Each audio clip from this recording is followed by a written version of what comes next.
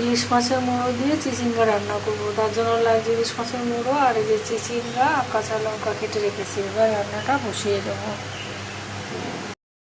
কড়াই তেল বসিয়ে দিয়েছি, তেল গরম হয়ে গেছে। এবার মুড়োটা ভেজে নেবো আর ফোড়নে দেবো একটুখানি জিরে, সামান্য একটু ধনে আর জিরের গুঁড়ো, হলুদ, লবণ পরিমাণ মতো আর কি, আর চিচিঙ্গা কেটে রেখেছি আর কাঁচা লঙ্কা কেটে রেখেছি। এবার রান্নাটা বসিয়ে দিই। আগে মুড়োটা ভেজে নেবো, তারপরে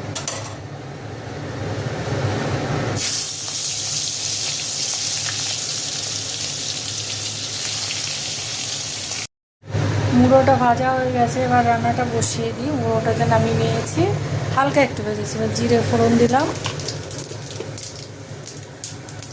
জিরেটা ভাজা হয়ে গেছে। এবার চিচিঙ্গা লঙ্কা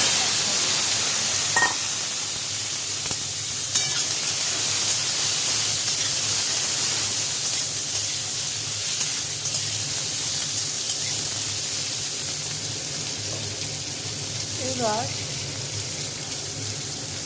হালকা একটু নাড়াচাড়া করে এই মশলাগুলো সব একসঙ্গে দিয়ে দেবো। এবার অল্প একটু জল দিয়ে নাড়বো। সামান্য একটু জল দিয়ে দিয়েছি, যেহেতু শুকনো মশলা তার জন্য একটু জল দিয়ে একটু নাড়াচাড়া করবো।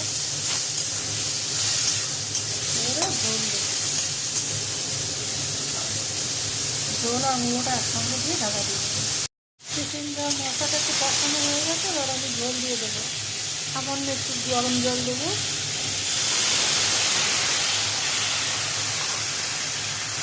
আর মাছের মুড়োটাও দিয়ে দেবো।